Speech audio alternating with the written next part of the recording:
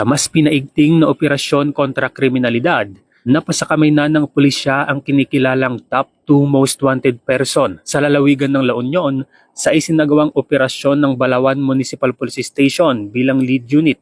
Katuwang ang RID Pro 1, LUPIDMU, LUPIU, LU 1st PMFC at LUPDEU.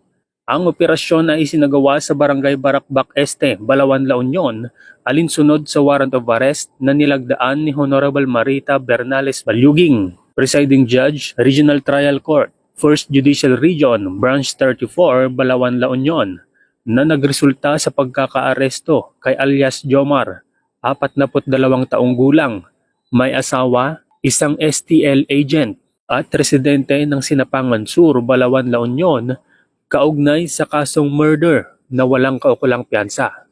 Ang suspect ay nasa kustudiya ngayon ng Balawan Municipal Police Station para sa dokumentasyon at tamang disposisyon.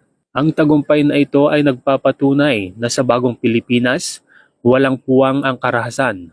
Dahil ang tunay na layunin ng pulis ay isang bayang ligtas, maayos at may hustisya para sa lahat.